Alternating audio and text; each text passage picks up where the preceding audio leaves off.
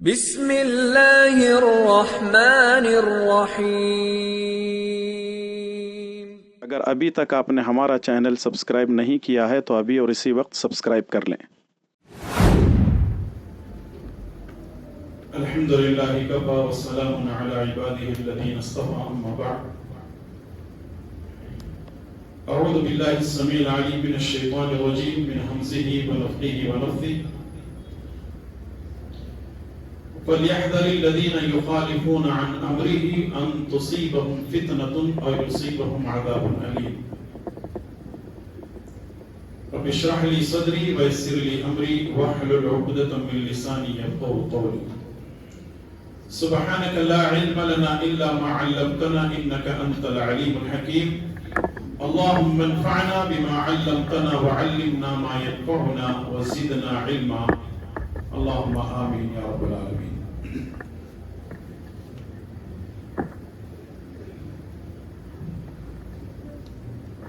ہر قسم کی تعریف و توصیف اللہ ہی کے لیے ہے جو خالق کائنات مالک ارض و سما ہے، اور درود و سلام ہو تمام نبیوں پر، خصوصاً میرے اور آپ کے پیارے نبی محمد رسول اللہ صلی اللہ تعالی علیہ وسلم پر۔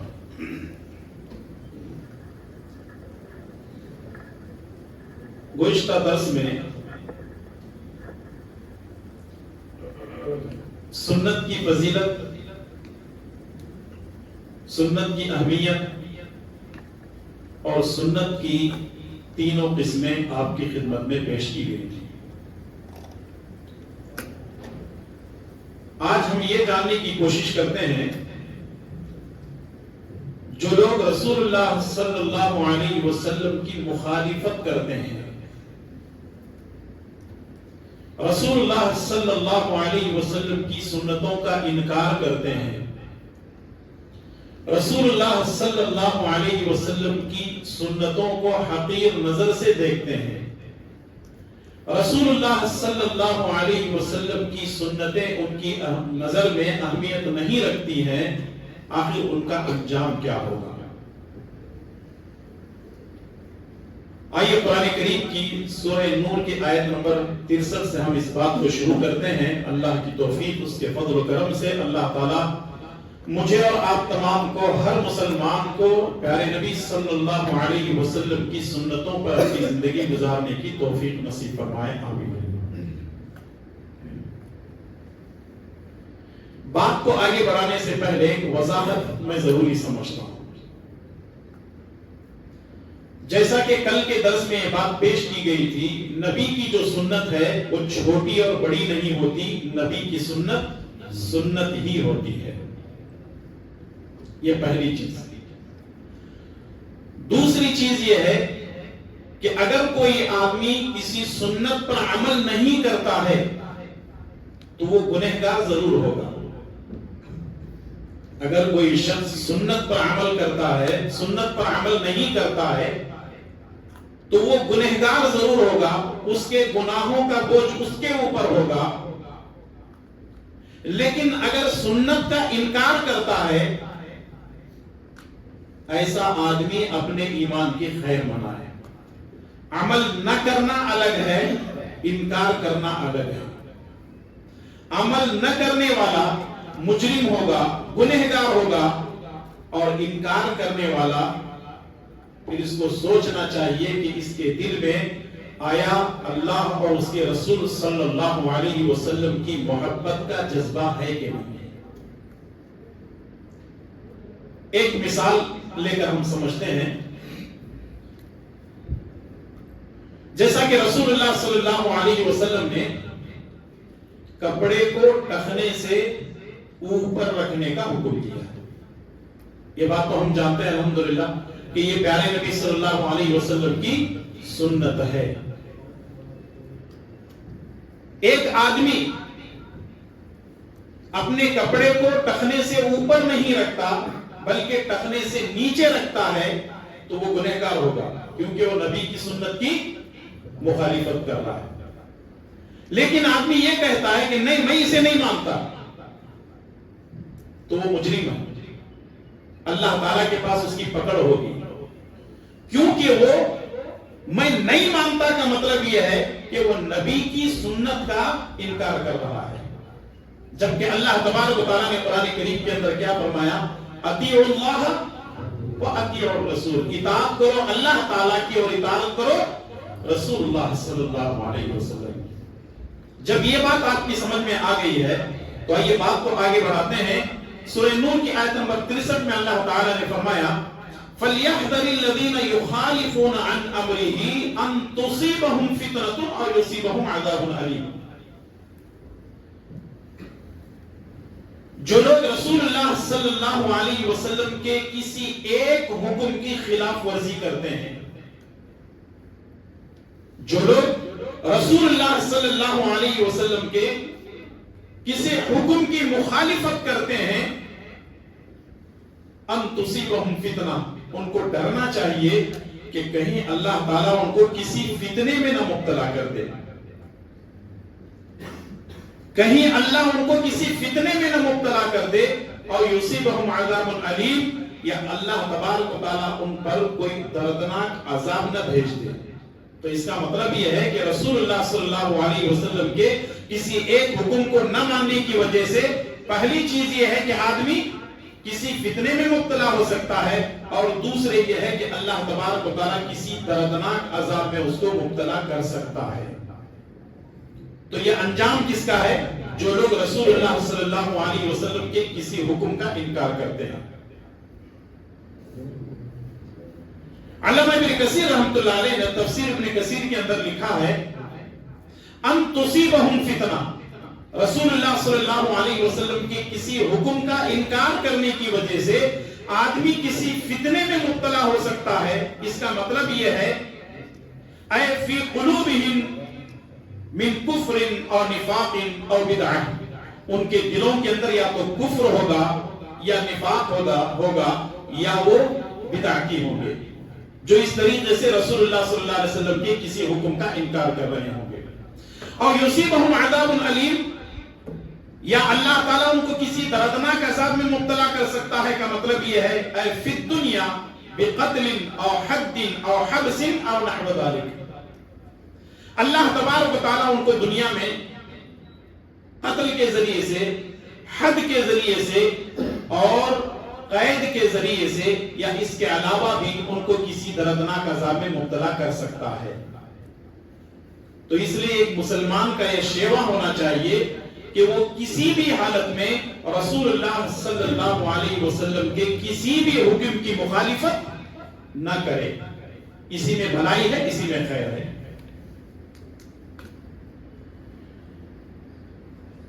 ایک حدیث صحیح مسلم کے ذریعے سے میں آپ کی خدمت میں پیش کرنا چاہتا ہوں، اس پر غور کریں اور پوری توجہ کے ساتھ اس حدیث کو سماعت فرمائیں، مرد ہو یا عورتیں ہوں، اس حدیث کو اپنے ذہن میں بٹھا لیں، ہو سکتا ہے آپ نے پہلے سنا بھی ہوگا۔ صحیح مسلم کی روایت ہے، سلمہ بن اکوع رضی اللہ تعالیٰ عنہ بیان کرتے ہیں ان رجلا اکل عند رسول اللہ صلی اللہ علیہ وسلم بشمالہ، ایک آدمی رسول اللہ صلی اللہ علیہ وسلم کے سامنے اپنے بائیں ہاتھ سے، اپنے لیفٹ ہینڈ سے کھا رہا تھا۔ فقال، تو نبی صلی اللہ علیہ وسلم نے دیکھا اور کہا کل بیمینک، بھائی اپنے سیدھے ہاتھ سے کھاؤ، اپنے داہنے ہاتھ سے کھاؤ۔ اس سے ایک بات یہ معلوم ہوتی ہے کہ اگر ہمارے بچے بائیں ہاتھ سے کھا رہے ہیں، پی رہے ہیں، تو یہ بڑوں کی ذمہ داری ہے کہ وہ بچوں کو بچپن ہی میں داہنے ہاتھ سے کھانے اور داہنے ہاتھ سے پینے کی عادت ڈالیں۔ یہاں تک کہ رسول اللہ صلی اللہ علیہ وسلم فرماتے ہیں کہ بائیں ہاتھ سے شیطان کھاتا ہے اور شیطان پیتا ہے۔ عام طور پہ ہمارے یہاں ہوتا ایسا ہے، اگر بچے ایسی غلطی کر رہے ہیں، بائیں ہاتھ سے کھا رہے ہیں، بائیں ہاتھ سے پی رہے ہیں، اور اگر کوئی بول بھی دے بیٹا سیدھے ہاتھ سے کھاؤ، سیدھے ہاتھ سے پیو، تو بڑے کیا بولتے ہیں معلوم ہے؟ ابھی بچہ ہے، رہنے دو، بعد میں دیکھیں گے۔ یہ غلط بات ہے، یہ تربیت کا انداز نہیں ہے، بلکہ بچے غلطی کریں تو اسی وقت ان کو سمجھایا جائے کہ بیٹا دیکھو بائیں ہاتھ سے نہیں کھانا ہے، दाएं हाथ से हमको सीधे हाथ से खाना है।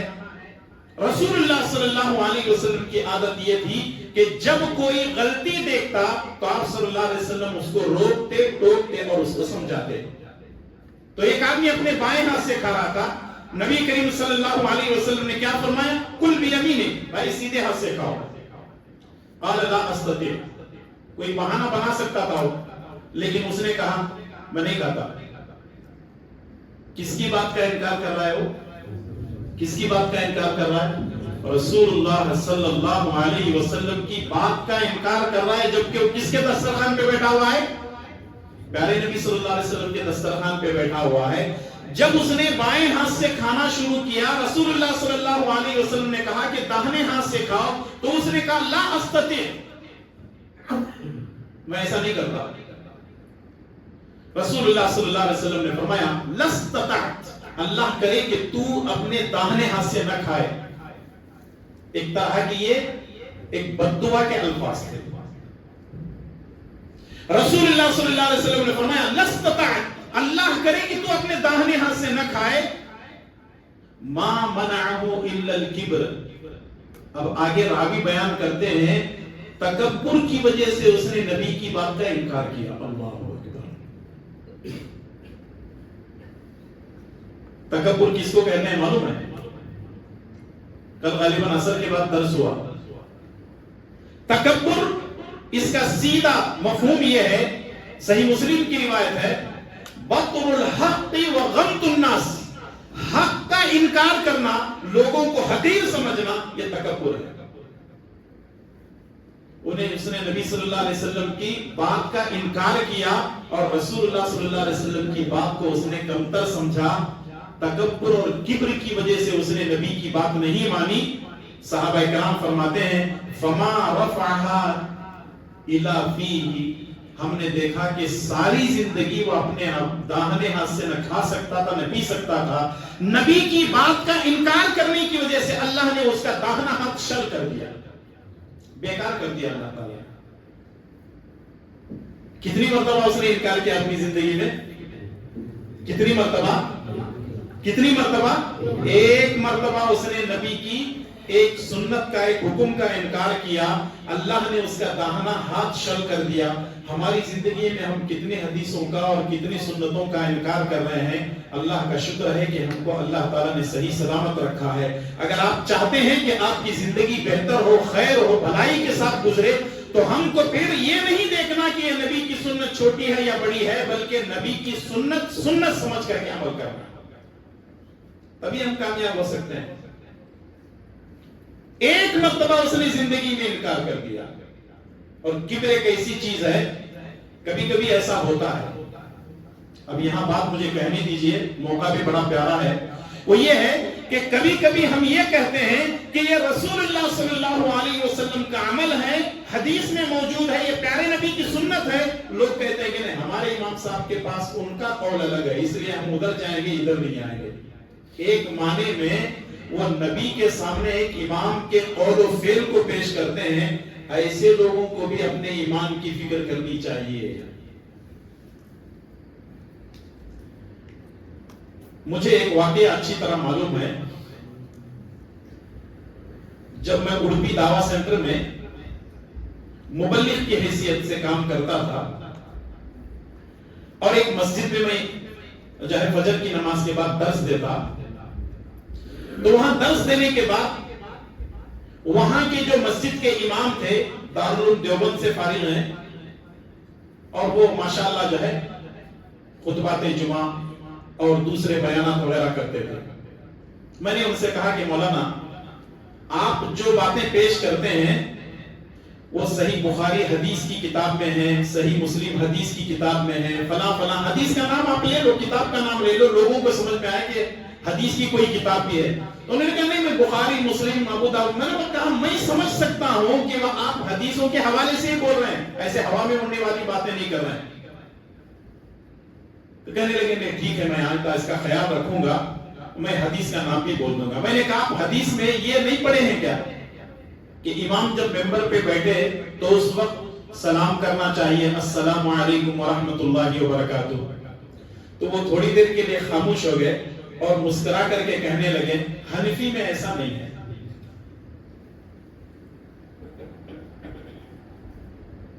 آپ کی خاموشی یہ بتا رہی ہے کہ پیارے نبی صلی اللہ علیہ وسلم کی سنت کے سامنے یہ کہنا کہ حنفی میں ایسا نہیں ہے، اس کا مطلب یہ ہے کہ جس امام کا یہ عقیدہ ہو کہ وہ رسول کی سنت کے سامنے امام کے قول و فعل کو پیش کرے، تو ایسے لوگوں کا کیا ہوگا؟ یہ تو دارالعلوم دیوبند سے فارغ ہیں، یہ ان کی بات ہے. معاف کرنا اگر آپ اس مکتب فکر سے، میں کسی کی دل آزاری کرنا نہیں چاہ رہا ہوں. میرے ساتھ جو واقعہ پیش آیا میں آپ کے سامنے رکھ رہا ہوں.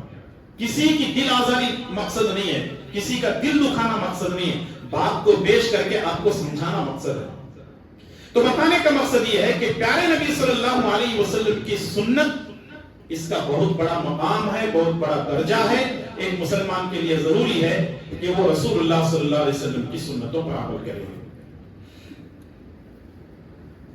آپ کو یہ بات معلوم ہونی چاہیے، ایک جماعت ہے، ایک فرقہ ہے، آج کل وہ بہت زور پکڑ رہا ہے، جن کو کہتے ہیں، وہ اپنے آپ کو کہتے ہیں اہل قرآن، ہم قرآن والے ہیں.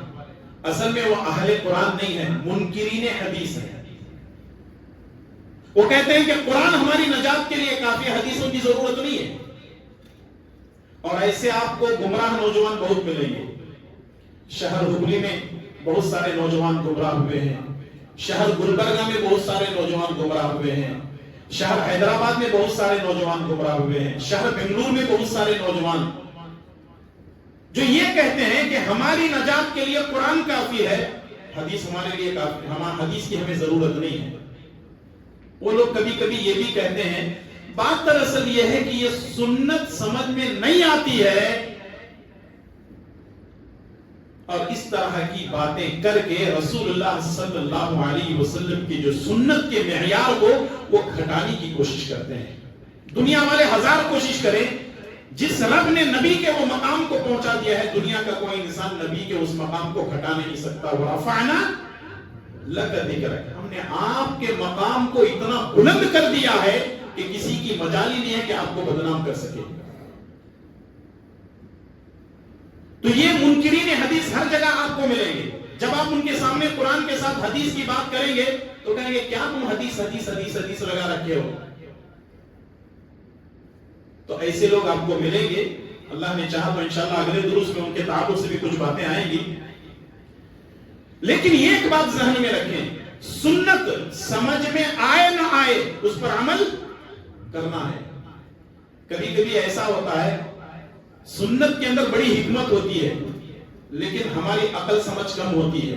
تو ہماری عقل سمجھ کم ہونے کی وجہ سے ہم سنت کا انکار کر دیں گے؟ نہیں کر سکتے. مثال کے طور پر شہد میٹھا ہوتا ہے یا کڑوا؟ میٹھا ہوتا ہے، سب کو معلوم ہے میٹھا ہوتا ہے. اچھا، ایک آدمی شہد اگر پیتا ہے تو اس کو کڑوا محسوس ہوتا ہے. اس کا مطلب یہ ہے کہ اس کی طبیعت ٹھیک نہیں ہے، بخار ہے، بیچارے کو جا کر کے علاج کرا لینا چاہیے. ایک شہد اگر کسی کو کڑوا لگے تو اس کا مطلب شہد کی کوئی غلطی نہیں ہے، اس کی طبیعت کا مسئلہ ہے. ایک سنت اگر اس کی سمجھ میں نہیں آ رہی ہے تو اس کا مطلب حدیث کی غلطی نہیں ہے، اس کے عقل و فہم کی غلطی ہے، اس کے عقل و فہم کی کمی ہے. کچھ لوگ یہ کہتے ہیں کہ یہ حدیث سمجھ میں نہیں آ رہی، چھوڑ دو، کوئی ضروری نہیں ہے. لیکن کبھی کبھی ایسا ہوتا ہے کہ کسی چیز کو ہم نہ سمجھے پھر بھی اس پر عمل کرنا ضروری ہے. اس کی دلیل صحیح بخاری کی روایت ہے، حضرت عمر رضی اللہ تعالیٰ عنہ خانہ کعبہ کا طواف کر رہے تھے. حضرت عمر رضی اللہ تعالیٰ عنہ خانہ کعبہ کا طواف کر رہے تھے. حجر اسود کے پاس آئے اور انہوں نے حجر اسود کا بوسہ لیا. حجر اسود کا بوسہ لیا. فقال، اور کہنے لگتے ہیں، انی اعلم انک حجر لا تضر ولا تنفع. اے پتھر، تو ایک پتھر ہے. یا حجر انک حجر، اے پتھر تو ایک پتھر ہے. لا تنفع ولا تضر، نہ تو نقصان دے سکتا ہے اور نہ فائدہ پہنچا سکتا ہے. ولولا انی رأیت النبی صلی اللہ علیہ وسلم یقبلک ما قبلتک، اگر میں نے نبی صلی اللہ علیہ وسلم کو تجھے بوسہ دیتے ہوئے نہ دیکھتا تو میں تجھے کبھی بوسہ نہیں دیتا. عمر رضی اللہ تعالیٰ عنہ کو یہ بات کھٹک رہی تھی, یہ پتھر ہے, اس کو بوسہ دینے کی کیا ضرورت ہے, تیرے اندر نہ نفع کا نہ تو نقصان دے سکتا ہے اور نہ نفع پہنچا سکتا ہے. عمر رضی اللہ تعالیٰ عنہ نے نبی کی اس جو ہے عمل کا انکار نہیں کیا, بلکہ اس لیے بوسہ دیا کیونکہ میں نے نبی کریم صلی اللہ علیہ وسلم کو بوسہ دیے کرتے ہوئے دیکھا ہے. تو آج ایک مسلمان کے لیے ضروری ہے کہ وہ پتھر کو بوسہ اس لیے دے حجر اسود کو کیونکہ پیارے نبی صلی اللہ علیہ وسلم کا عمل ہے. کبھی کبھی کوئی چیز سمجھ میں نہیں آتی نا, لیکن سنت کو سمجھنا ہے, سنت پر عمل کرنا ہے, تب جا کر کے مسئلہ بنے گا. اور اگر سنت کسی کے سمجھ میں نہیں آ رہی ہے تو قصور سنت کا نہیں ہے, قصور نہ سمجھنے کا ہے. دوسری حدیث سنن ابو داؤد کے حوالے سے علی رضی اللہ تعالیٰ عنہ فرماتے ہیں لو کان الدین بالرأی لکان اسفل الخف اولا بالمسح من اعلی. حضرت علی رضی اللہ تعالیٰ عنہ فرماتے ہیں یہ ہم لوگ جو ساکس پہنتے ہیں نا, ساکس پیروں میں جو ساکس پہنتے ہیں, پہلی بات تو یہ ہے کہ اس کو وضو کے ساتھ پہننا ہے. آپ نے وضو کیا پہننا. اگر مقیم ہے تو ایک دن ایک رات اس کو پہن سکتے ہیں. اگر مسافر ہے تو 3 دن 3 رات. ماشاءاللہ, مسافر ہے تو 3 دن 3 رات, اگر مقیم ہے تو ایک دن ایک رات وضو کے ساتھ اس کو پہننا ہے. جب بھی آپ وضو کریں گے یہ پیر ہے اس کو مسح کہاں سے کریں گے؟ اوپر سے کریں گے. حضرت علی رضی اللہ تعالیٰ عنہ کہنے لگتے ہیں کہ اگر دین کسی کی رائے کا مسئلہ ہوتا تو مسح پیروں کے اوپر سے کیا جاتا نہ کہ نیچے سے. جملہ غلط ہو گیا. مسح پیروں کے نیچے سے کیا جاتا, پیروں کے اوپر سے نہیں, کیونکہ دین رائے نہیں ہے بلکہ یہ دین کیا ہے؟ اللہ تبارک و تعالیٰ کا حکم ہے. جب ہم چلتے ہیں تو گندگی اوپر لگتی ہے نیچے لگتی ہے؟ نیچے لگتی ہے. تو حکم مسح کرنے کا اوپر ہے یا نیچے؟ اوپر ہے. ہماری عقل کیا کہتی ہے؟ نیچے مسح کرنا, لیکن شریعت کیا کہتی ہے؟ اوپر سے مسح کرنا ہے. تو مانیں گے کس کو؟ حضرت علی رضی اللہ تعالیٰ نے کہا کہ دین اگر کسی کی رائے ہوتی تو پھر یہ پیروں کے نیچے سے مسح ہوتا. پیروں کے اوپر ہم مسح اس لیے کرتے ہیں کیونکہ پیارے نبی جناب محمد رسول اللہ صلی اللہ علیہ وسلم کی سنت ہے. امام احمد ابن حنبل رحمۃ اللہ علیہ سے کسی نے پوچھا یہ مسح اوپر کیا جاتا ہے نیچے کیوں نہیں کرتے؟ انہوں نے کہا کہ جو ہے یہ تو پیارے نبی کی سنت ہے. تو اس نے پھر اعتراض کیا کہ جب ہم مسح کرتے ہیں تو گندگی اوپر نہیں رہتی, گندگی نیچے رہتی ہے. حضرت امام احمد ابن حنبل رحمۃ اللہ علیہ نے کہا جب تم مسح کرو گے نیچے کی جانب, اگر تلوے پہ پیروں کے نیچے سے مسح کرو گے تو تمہارا ہاتھ گیلا ہوگا اور اس کو مسح کریں گے تو یہ کیا ہو جائے گا؟ پورے کے پورے ساکس گیلے ہو جائیں گے. جب تم چلو گے تو پہلے سے زیادہ مٹی اور گندگی لگے گی. یہ حضرت امام احمد ابن حنبل رحمۃ اللہ علیہ کا قول ہے. انہوں نے سامنے والے کو سمجھایا تب جا کر کے اس کی سمجھ میں آئی بات. تو بتانے کا مقصد یہ ہے کہ اگر ہم یہ سمجھتے ہیں ہماری عقل دین میں چل سکتی ہے, اللہ کی قسم ایسا نہیں ہو سکتا. پیارے نبی جناب محمد رسول اللہ صلی اللہ علیہ وسلم کی تعلیمات اصل دین ہے, کیونکہ نبی کریم صلی اللہ علیہ وسلم اپنے طرف سے کوئی بات نہیں کہتے تھے جب تک کہ اللہ کی طرف سے آپ کو کوئی حکم نہیں ملتا. اپنی مرضی سے رسول اللہ صلی اللہ علیہ وسلم کوئی بھی کام نہیں کرتے تھے. ایک حدیث لے کر کے پہلے اس کو سمجھتے ہیں. صحیح بخاری اور صحیح مسلم کی روایت ہے. ابو ہریرہ رضی اللہ تعالیٰ عنہ فرماتے ہیں رسول اللہ صلی اللہ علیہ وسلم نے فرمایا تم میں سے وہ شخص جو رکوع یا سجدے میں امام سے پہلے اپنا سر اٹھا لیتا ہے اس کو ڈرنا چاہیے کہ کہیں اللہ تبارک و تعالیٰ اس کا سر گدھے کی سر کی طرح نہ بنا دے یا اس کی صورت کو گدھے کی سی صورت نہ بنا دے. اس حدیث کے اندر جو کہ بخاری اور مسلم کے حوالے سے ہے, آپ صلی اللہ علیہ وسلم نے فرمایا امام سے پہلے نہ رکوع میں جاؤ نہ امام سے پہلے سجدے میں جاؤ. یعنی سخت منع ہے. امام سے پہلے مقتدی کو کوئی کام نہیں کرنا ہے، بلکہ وہ امام کے تابع ہے، امام جیسے کرے گا ویسا کرنا ہے۔ یہ تو بخاری اور مسلم کی روایت ہے۔ مولانا عبد الرحمن مبارک پوری رحمۃ اللہ علیہ، جنہوں نے ترمذی کی شرح کی ہے جس کا نام ہے تحفۃ الاحبدی، اس کے اندر ایک واقعہ نقل کیا ہے کہ دمشق کے اندر ایک بہت بڑے شیخ تھے جو حدیث کا درس دیا کرتے تھے، بہت بڑے شیخ تھے، حدیث کا درس دیا کرتے تھے، لیکن وہ باقاعدہ اپنے چہرے پر کوئی ایک ٹوال رومال ڈال کر کے حدیث کا درس دیتے تھے۔ ایک نوجوان جو ہے ان کا جو شاگرد ہے وہ ان سے بالکل قریب رہنے لگا، اور درس وغیرہ جب ختم ہو جاتا، یعنی کئی سال جب انہوں نے حدیث کا علم حاصل کیا اور وہ بالکل اپنے استاد سے مانوس ہو گیا، استاد نے ایک مرتبہ بلا کر کے اپنے چہرے کے اوپر سے کپڑا اٹھایا۔ جب اٹھایا چہرے سے کپڑا تو شاگرد نے دیکھا کہ استاد کی شکل گدھے کی طرح ہے، استاد کی شکل گدھے کی طرح ہے۔ تو شاگرد کو تعجب ہوا، آخر کیا معاملہ ہے آپ کے ساتھ؟ آپ حدیث کا درس دیتے ہیں اور آپ کا چہرہ گدھے کی طرح ہے، اور آپ اسی لیے پردے میں بیٹھ کر کے جو ہے اپنے چہرے کے اوپر پردہ ڈال کر کے درس دیا کرتے تھے۔ کہا بیٹا ایک بات یاد رکھنا، میں نے ایک حدیث پڑھی تھی، میں نے ایک حدیث سنی تھی، یہ ہے امام سے پہلے رکوع اور سجدے میں نہ جاؤ، اگر تم جاؤ گے کہیں اللہ تعالیٰ تمہارے شکل کو گدھے کی طرح نہ بنا دے۔ اللہ تعالیٰ بناتا کیا، میرے اندر ضد آ گئی اور اللہ تعالیٰ نے میری شکل کو گدھے کی طرح بنا دیا۔ کیا مطلب اس کا مطلب یہ ہے کہ جو لوگ رسول اللہ صلی اللہ علیہ وسلم کی سنت کے ساتھ مذاق کرتے ہیں، کھلواڑ کرتے ہیں، جو امام سے پہلے رکوع اور امام سے پہلے سجدے میں جاتے ہیں، ان کی شکلوں کو اللہ تبارک و تعالیٰ مست کر کے ان کے سر کو گدھے کی طرح یا ان کی شکل کو گدھے کی طرح بنا سکتا ہے۔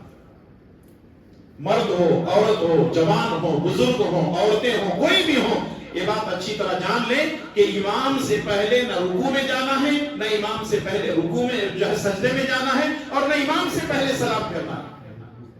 کچھ لوگ تو ایسے ہیں جیسے ایک سورت ختم ہوتی ہے، لم یلد ولم یولد ولم یکن لہ کفوا احد، ابھی امام صاحب اللہ اکبر بولے بھی نہیں رہتے ہیں، یا ان کا ہاتھ چھوٹ جاتا ہے، یا رفع الیدین کر کے کھڑے ہو جاتے ہیں، یعنی امام سے پہلے ریڈی ہو جاتے ہیں۔ یہ غلط ہے۔ ابھی امام جو ہے وہ ابھی رکوع میں گئے نہیں، یہ پوری طرح جھک کر کے امام سے پہلے جانے کی تیاری میں رہتے ہیں۔ ابھی امام سجدے میں گئے نہیں، اس سے پہلے بھی جانے کی کوشش کرتے ہیں۔ امام اگر ایک طرف سلام پھیرتے ہیں، یہ دونوں طرف سلام پھیر کر کے بیٹھ جاتے ہیں۔ یہ سراسر غلط ہے، خلاف سنت ہے۔ اللہ تبارک و تعالی ہماری شکلوں کو بدل سکتا ہے، گدھے کی شکل و صورت بنا سکتا ہے، رسول اللہ صلی اللہ علیہ وسلم کی سنت کی مخالفت کرنے کی وجہ سے۔